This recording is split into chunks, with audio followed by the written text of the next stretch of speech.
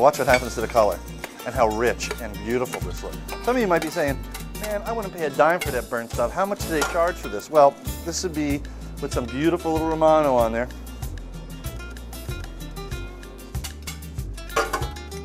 And the tomato. Simple and great.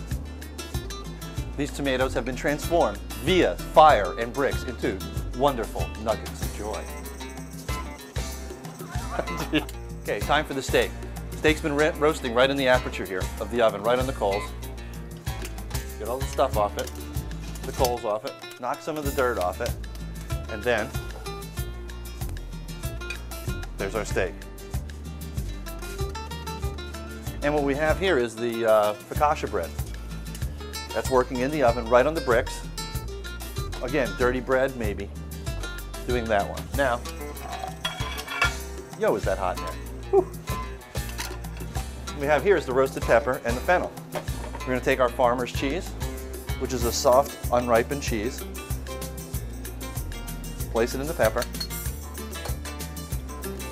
We're going to take a few black olives, right here. Just place them in there. And we're going to throw the whole kit and caboodle right back in the oven. This is on a steel plate.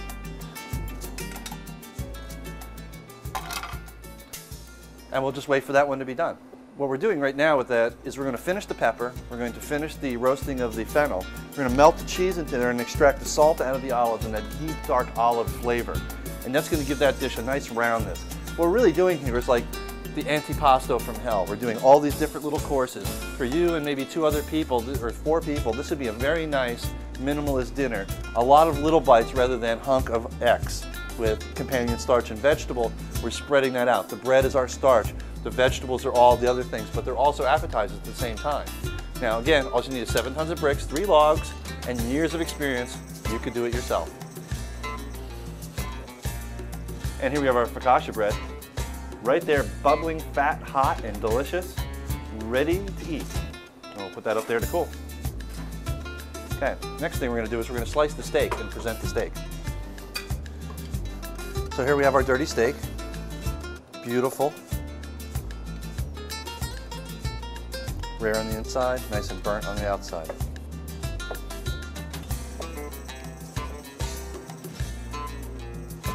Gorgeous.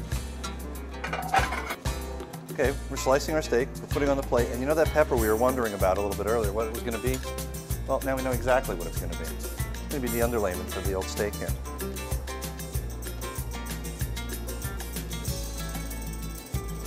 And where would chefs be without their little squirt bottles? And what we have in our squirt bottle here today, if I can find it, we'll put a little bit of balsamic vinegar on it. Again, the requisite olive oil. A little bit of fresh chives on it for color. Voila, dirty steak. We're going to finish off our mushrooms here, our oyster mushrooms, which you recall don't look like oysters, don't smell like oysters, don't have the texture of oysters, but they call them oyster mushrooms right here.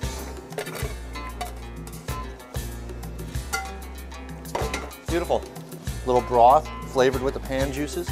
You have the roasted mushrooms and their flavor. Nice and sagey. They have an interesting flavor. Texturally a little chewy, nice. Flavor-wise, earthy, of course, like a mushroom should be, but also has this interesting overtones of sage. Here are roasted vegetables we did early. Just a simple accompaniment, just as they are. That's that one. What else are we missing? Oh, our fennel. Our fennel is about ready to come out of the oven. Right there. Farmer's cheese melted in. Fennel stalks. And there it is. Our gorgonzola, don't forget to stop and smell it, this bubbling confection. Our roasted vegetable medley. Impress your friends with the dirty steak.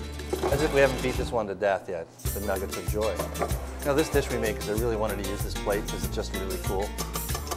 Have these dishes with a great strong red wine, a Zinfandel, a nice beautiful Shiraz that can stand the big flavors of burnt, of salt, of sweet, of vinegar, all those things.